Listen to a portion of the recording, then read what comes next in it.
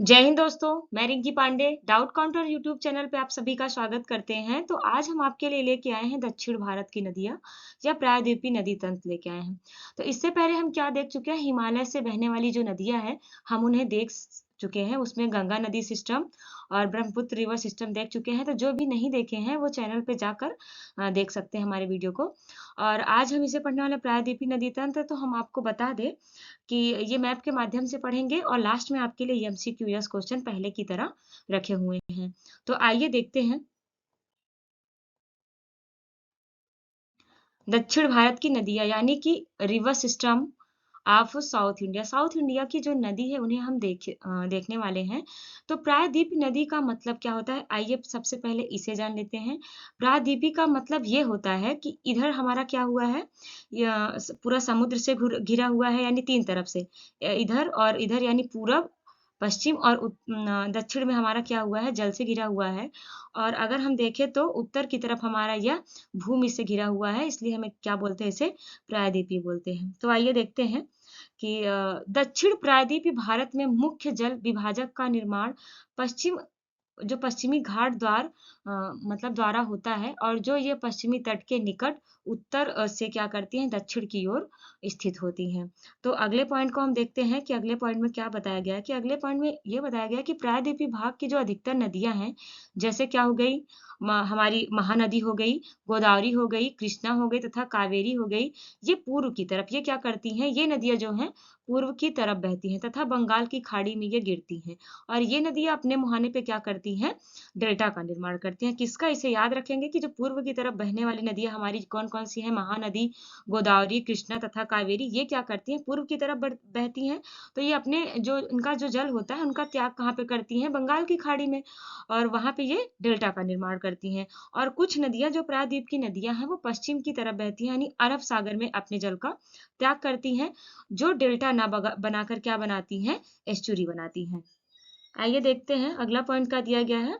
प्रायद्वीपीय भारत में नर्मदा और ताप्ती, कौन सी नदी, नर्मदा नदी और ताप्ती नदी जो है, एवं माही मुख्य नदियां हैं जो कि पश्चिम में, ये तीनों मतलब हमारी, एक तो हो गई नर्मदा नदी, दूसरी ताप्ती नदी और तीसरी कौन सी नदी हो गई हमारी, माही नदी। ये तीनों नदियां क्या करती हैं, पश्चिम की ओर प्रवाहित होती हैं। ये जो है पश्चिम की ओर प्रवाहित होकर और अपने जल का त्याग मतलब अपने जल को कहाँ पे छोड़ती हैं, अरब सागर में छोड़ती हैं। और वहां पे ये क्या करती हैं, एस्चुरी यानी ज्वार नदमुख का निर्माण करती हैं।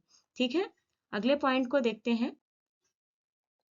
अगला पॉइंट दिया गया है कि नर्मदा नदी का उद्गम, मतलब कि हमारी जो नर्मदा नदी है ये कहाँ से उद्गमित हुई है। तो ये मैकाल पर्वत की जो अमरकंटक चोटी है वहां से ये क्या हुई है, उद्गमित हुई है, हमारी कौन सी नदी, नर्मदा नदी। और अरब सागर में गिरने वाली ये प्रायद्वीपीय भारत की सबसे लंबी नदी। अगर देखा जाए तो ये अरब सागर में गिरने वाली भारत प्रायद्वीपीय भारत की क्या है, सबसे लंबी नदी है। और ये क्या करती है, ये जो बहती है कहाँ से कहाँ तक होकर बहती है, तो इसे देख लेते हैं। ये उत्तर में इनके क्या है, विंध्याचल पर्वत श्रेणी है, और दक्षिण में सतपुड़ा रेंज, मतलब कि उत्तर में क्या है, विंध्याचल रेंज है, और नीचे क्या है इसके, दक्षिण में यानी सतपुड़ा रेंज है, और इसके बीच में हमारी कौन सी नदी प्रवाहित होती है, नर्मदा नदी प्रवाहित होती है। और ये जो है इन दोनों पर्वतों के बीच एक क्या होता है, अंश नहीं, ये मिस्टेक हो गया, तो इसे भ्रंश घाटी, ठीक है, ये भ्रंश घाटी है जिससे होकर नर्मदा नदी क्या होती है, हमारी बहती है। नर्मदा नदी का जो पश्चिम की ओर बहाव का कारण भ्रंश घाटी से होकर प्रवाहित होना ही है। हमारी नर्मदा नदी क्या करती है, नर्मदा नदी, ताप्ती नदी, माही, ये तीनों मेन नदियां हैं जो कि पश्चिम की ओर क्या करती हैं, प्रवाहित होती हैं, और ये भ्रंश घाटी से होकर क्या होती हैं, प्रवाहित होती हैं, ये तीनों हमारी नदियां। नर्मदा नदी की अगर लंबाई देखी जाए तो इनकी लंबाई कितनी है, 1312, हम इसे 1312 किलोमीटर से भी याद कर सकते हैं। नदी का जल ग्रहण क्षेत्र, इनका एरिया मतलब ये कितने एरिया में जल का भराव करती हैं या ग्रहण करती हैं, तो ये कितना है, 98,796 किलोमीटर, वर्ग किलोमीटर क्या है इनका जल ग्रहण क्षेत्र है, किसका, नर्मदा नदी का। और ये यहाँ दो तीन जगह ये मिस्टेक हो गया है, यहाँ भ्रंश घाटी होना चाहिए, तो अंश लिखा गया है, तो आप इसे देख लीजिएगा। भ्रंश घाटी में प्रवाहित होने के कारण, भ्रंश घाटी में क्या होने के कारण, प्रवाहित होने के कारण, नर्मदा नदी अपने क्या करती है, मुहाने पर ज्वार नदमुख, जिसे हम क्या कहते हैं, एस्चुरी, एस्चुरी का क्या करती हैं ये निर्माण करती हैं? कौन सी नदी? नर्मदा और ताप्ती, ये दोनों नदियां हमारी क्या करती हैं? ज्वार नदमुख यानी एस्चुरी का निर्माण करती हैं। बाकी जो बंगाल की खाड़ी में जो अपने जल का त्याग करती हैं वो क्या बनाती हैं? वो बनाती हैं हमारी डेल्टा बनाती हैं। डेल्टा हम बता चुके हैं आपको। तो ज्वार नदमुख भी बता देते हैं यानी एस्चुरी। एस्चुरी मतलब जब नदियाँ क्या करती हैं अरब सागर में गिरती हैं, तो वहाँ पे क्या करती हैं जो उनका मतलब गाद होता है एक प्रकार से, वो जब सागर में क्या करती हैं गिराती हैं, तो वहाँ एक प्रकार का की आकृति बनती है, जिसे ये क्या कहते हैं? एस्चुरी या ज्वार नदमुख कहते हैं। जबलपुर के निकट संगमरमर सैलों में नर्मदा नदी गहरे गार्ज, कहाँ पे? जबलपुर। जबलपुर कहाँ है हमारा? ये मध्य प्रदेश में है। तो जबलपुर के निकट संगमरमर सैलों में नर्मदा नदी जो करती है गहरे गार्ज से बहती हैं, और जहां यह नदी क्या करती है? तीव्र ढाल मतलब कि बहुत तेजी के ढाल के साथ गिरती है, और वहां पर क्या करती हैं? धुआंधार जलप्रपात। तो ऐसे क्वेश्चन बहुत पूछे गए हैं, ये इंपॉर्टेंट है कि धुआंधार जलप्रपात का निर्माण कौन सी नदी करती है? तो अब आपको याद हो जाना चाहिए कि हमारी जो नर्मदा नदी है वह उसी पे क्या बनता है हमारा? धुआंधार जलप्रपात।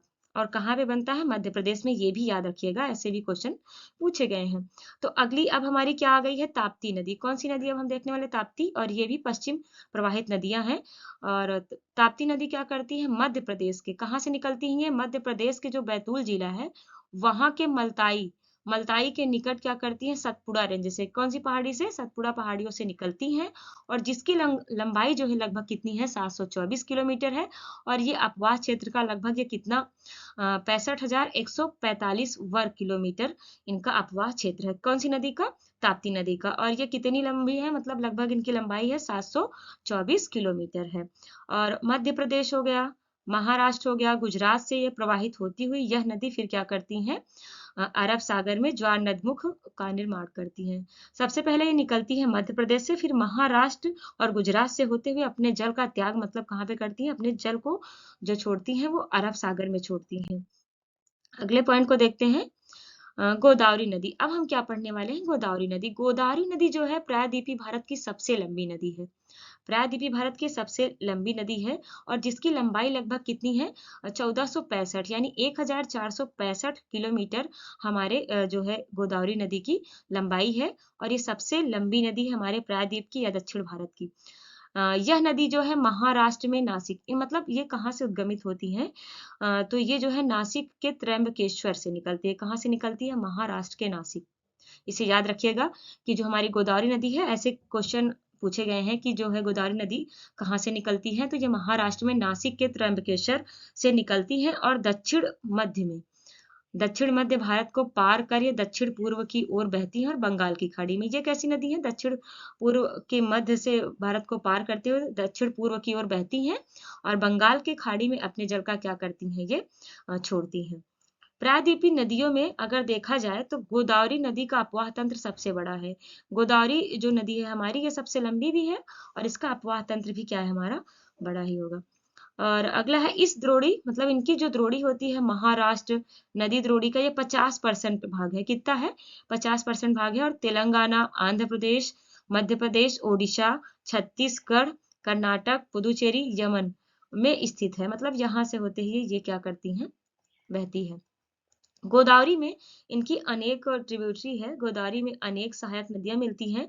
जैसे इनकी कौन कौन सी मेन ट्रिब्यूटरी है? पूर्णा हो गई हमारी, वर्धा हो गई, और प्राणहिता, मंजीरा, इंद्रावती तथा वेनगंगा। एक बार फिर से पढ़ लेते हैं इनकी जो सहायक नदियां हैं गोदावरी नदी की है। पूर्णा हो गया, वर्धा हो गया, प्राणहिता, मंजीरा और इंद्रावती तथा क्या है? वेनगंगा इनकी सहायक नदी है। तो सहायक नदियों से भी क्वेश्चन बनते हैं, इसलिए आप इसे याद रखेंगे कि गोदावरी की सहायक नदियां कौन कौन सी हैं? तो प्राणहिता, मंजीरा, इंद्रावती, वर्धा, पूर्णा और वेनगंगा। ठीक है। अगले पॉइंट को देखते हैं कि गोदावरी नदी क्या दिया? गोदावरी नदी को बड़े आकार और विस्तार के कारण दक्षिण गंगा एवं वृद्ध गंगा मतलब इनका जो है गोदावरी नदी लंबी भी है और बड़ी भी है, यानी आकार भी इनका बड़ा है, और इनका विस्तार भी अधिक है होने के कारण इन्हें क्या कहा जाता है? वृद्ध गंगा। तो क्वेश्चन ऐसे भी पूछा गया कि दक्षिण भारत की वृद्ध गंगा किसे कहा जाता है? तो हमारी कौन सी नदी है? गोदावरी नदी है। कृष्णा नदी। अब हम पढ़ने वाले हैं कृष्णा नदी। कृष्णा नदी जो है महाराष्ट्र के जो पश्चिमी घाट में महाबलेश्वर से निकलकर 1400 किलोमीटर तक। कितनी? इनकी जो लंबाई है वो कितनी है? 1400 किलोमीटर है, किसकी? हमारी कृष्णा नदी की। और ये भी क्या करती है? बंगाल की खाड़ी में ही गिरती है, मतलब अपने जल को कहाँ पे छोड़ती हैं ये? बंगाल की खाड़ी में। और इनकी लंबाई कितनी है? 1400। ये भी इम्पोर्टेंट नदी है, तो याद रखिएगा। और इनकी सहायक नदी हम देख लेते हैं कि कौन-कौन सी इनकी सहायक नदी है कृष्णा नदी की। तो तुंगभद्रा, कोयना, मालप्रभा, पंचगंगा, दूधगंगा, घाटप्रभा, मूसी, भीमा और इसकी मुख्य सहायक नदियाँ ये सब हैं, तो आप याद रखेंगे। एक बार फिर से दोहरा लेते हैं कि क्या है? तुंगभद्रा है, कोयना है, मालप्रभा और पंचगंगा, दूधगंगा, घाटप्रभा, मूसी और भीमा। इनकी क्या है? मेन ट्रिब्यूटरी हैं हमारे कृष्णा नदी की। इनकी द्रोणी है जो इसकी द्रोणी है वो महाराष्ट्र, कर्नाटक, तेलंगाना, आंध्र प्रदेश में फैली हुई है। और कृष्णा नदी जो है जल विवाद आंध्र प्रदेश, कर्नाटक और महाराष्ट्र के बीच में। अगर देखा जाए कि कृष्णा नदी जो जल विवाद है वो कहाँ-कहाँ पे है, तो ये हमारे आंध्र प्रदेश में है, महाराष्ट्र में और कर्नाटक के बीच में है। ठीक है? तो ये 1900 क्या है 57 से ही चला आ रहा है ये जल विवाद जो है। और इनकी द्रोणी मतलब कि जो है ये हमारी जो दक्षिण भारत की नदियाँ हैं, ये द्रोणियों का निर्माण करती है, मतलब इनकी कई शाखाएँ बढ़ जाती हैं, जैसे इनकी महाराष्ट्र में भी है, कर्नाटक में, तेलंगाना और आंध्र प्रदेश में भी फैली हुई है ये। इसके निपटारे के लिए कई समितियाँ मतलब जो इसका विवाद है, इस समिति मतलब इसे निपटारे के लिए कई समितियों के अतिरिक्त सुप्रीम कोर्ट के सेवानिवृत्त न्यायाधीश जो हैं, आर.एस. बहावत एवं ब्रिजेश कुमार की अध्यक्षता में कृष्णा नदी जल विवाद पर 2 भिन्न न्यायाधिकरणों का गठन किया जा चुका है, इन जल विवाद के समझौते के लिए। महानदी मध्य प्रदेश भारत की नदी है। अब हम पढ़ लेते हैं महानदी, ये भी इम्पोर्टेंट है। महानदी क्या है? महानदी मध्य प्रदेश और पूर्व भारत की नदी है जो छत्तीसगढ़ में सिहावा कहाँ से निकलती है? ये याद रखना ज़रूरी है कि छत्तीसगढ़ में सिहावा पहाड़ी से यानी धमतरी जिला भी धमतरी जिला कहते हैं, से निकलकर ये क्या करती हैं पूर्व की ओर बहती हैं। ठीक है? और 800 हीराकुंड जो बाँध है हमारा, हीराकुंड बाँध जो है महानदी पर ही है, ओडिशा में है, महानदी पर बना है। तो याद रखिएगा इम्पोर्टेंट क्वेश्चन है। 851 किलोमीटर लंबी यह नदी, इनकी लंबाई कितनी है? मतलब महानदी की 851 किलोमीटर ये लंबी है। छत्तीसगढ़, ओडिशा में प्रवाहित होती हुई ये पारादीप के पास क्या करती है? बंगाल की खाड़ी में डेल्टा का निर्माण करती है। हमने बताया कि ये ओडिशा में क्या करती है? ओडिशा में हीराकुंड बाँध भी इसी नदी पर बना है। कौन सी नदी पर? महानदी पर। तो ये बहुत बार पूछा जा चुका है कि हीराकुंड बाँध जो है किस नदी पर है? तो आप याद रखेंगे कि यह किस नदी पे है? हमारी महानदी पर है। अब हम देखते हैं कावेरी नदी। कौन सी नदी? कावेरी नदी। कावेरी नदी कहाँ से उद्गमित होती है? ये हमारे कर्नाटक के कुर्ग जिले कहाँ? कर्नाटक के कुर्ग जिले में ब्रह्मगिरी पहाड़ियों से निकलकर यह 800 किलोमीटर कितनी लंबाई तय करती है? 800 किलोमीटर की और तथा जो है इनका अपवाह तंत्र कितने क्षेत्र में है? तो इसे भी देख लेते हैं। ये कितना है? 81,155 वर्ग किलोमीटर में इनका अपवाह क्षेत्र है। ठीक है?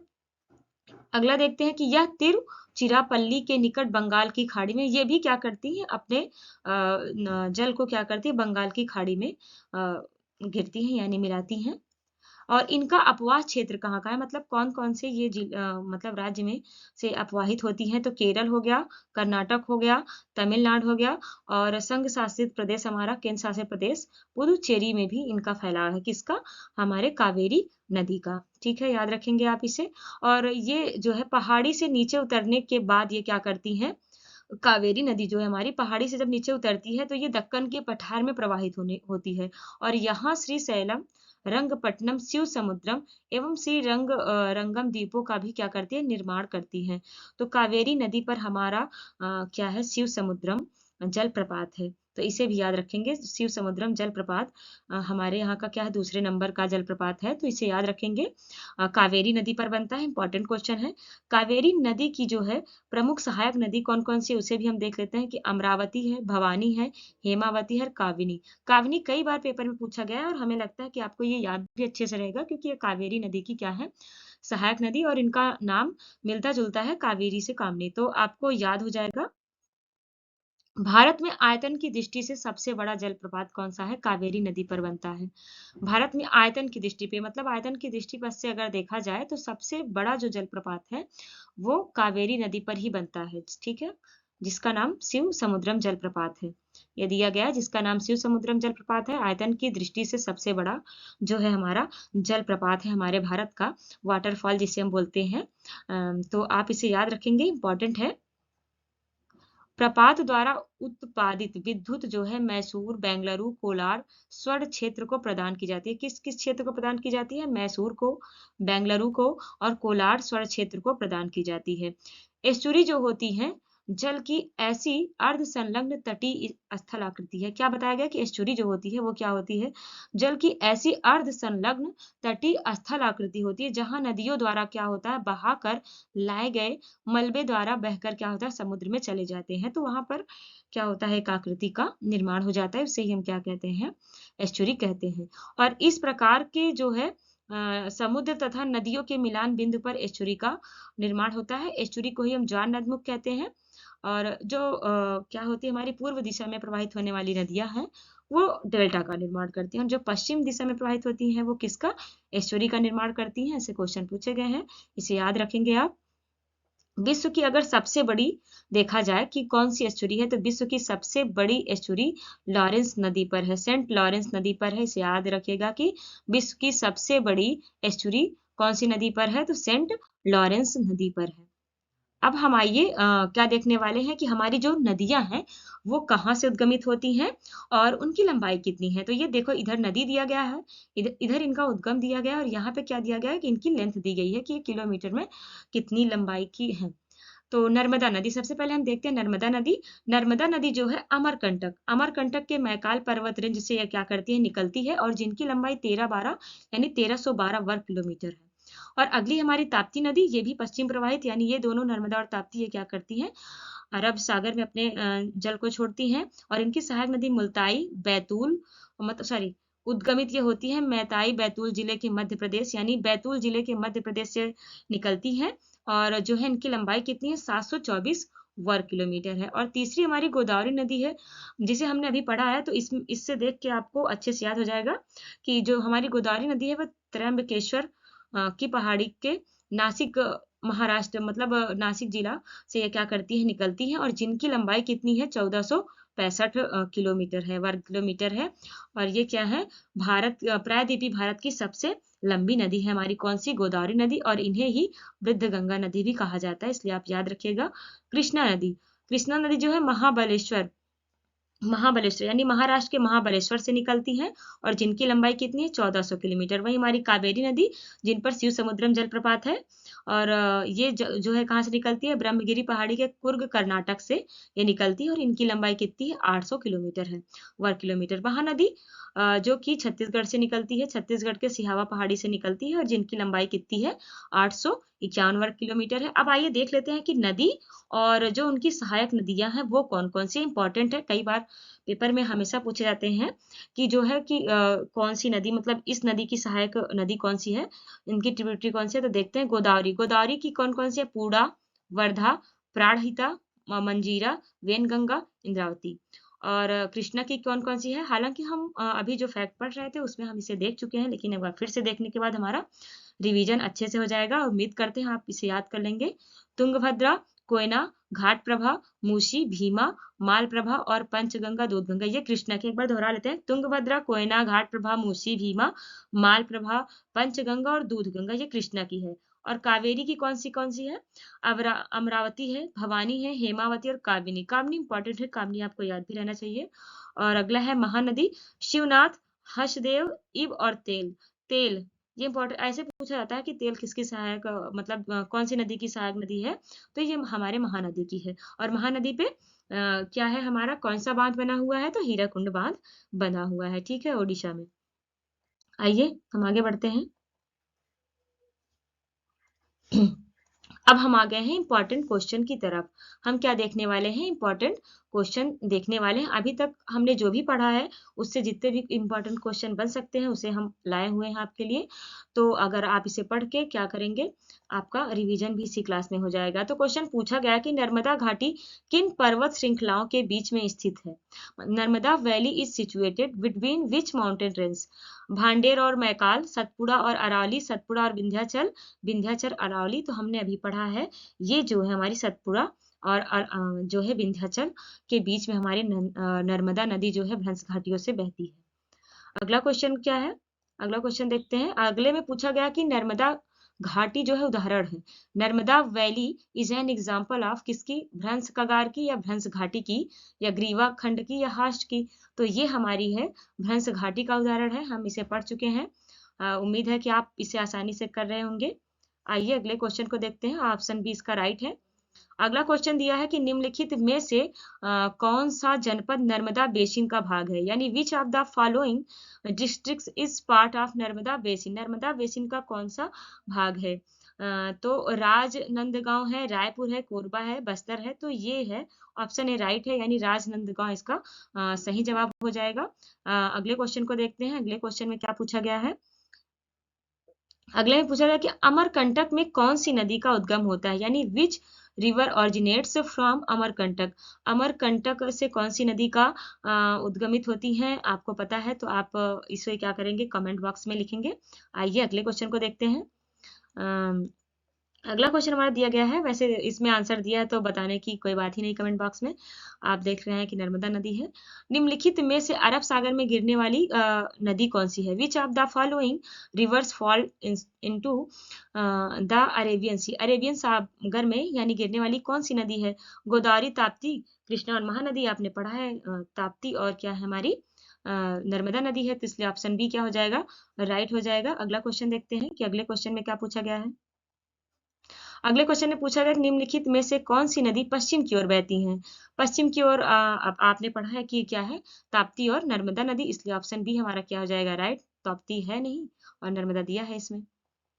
निम्नलिखित में से कौन सी नदियां? अगला है हमारा निम्नलिखित में से कौन सी नदियों में से किसको दक्षिण की गंगा कहा जाता है? यानी विच of the following reverse is called Ganga of the south? South की गंगा कौन सी नदी को कहा जाता है? तो हमारे गोदावरी नदी को कहा जाता है। इसलिए ऑप्शन नंबर डी हमारा जो हो जाएगा, सॉरी, अच्छा, निम्नलिखित में से कौन सी दक्षिण गंगा की अच्छा, सॉरी सॉरी, इसमें पूछा गया कि किसको दक्षिण की गंगा कहा जाता है? तो बूढ़ी गंगा नहीं पूछा गया, ये पूछा गया दक्षिण की गंगा। तो हमारी कावेरी नदी को कहा जाता है। इसलिए ऑप्शन क्या हो जाएगा? हमारा ए राइट हो जाएगा। और अगर बूढ़ी गंगा वही पूछा जाए तो वो हमारी गोदावरी नदी हो जाएगी। और प्रायद्वीपीय भारत की वो क्या है? सबसे लंबी नदी है। तो वीडियो हमारा यहीं समाप्त हो गया है। तो आप सभी को बहुत बहुत धन्यवाद। अगर वीडियो पसंद आता है तो क्या करेंगे आप? लाइक कर लेंगे और हमारे चैनल को सब्सक्राइब जो भी नहीं किए हैं उसे सब्सक्राइब कर लेंगे। और हाँ, ज़्यादा से ज़्यादा शेयर करेंगे ताकि ज़्यादा से लोगों तक हमारी वीडियो पहुँच सके। तो थैंक यू सो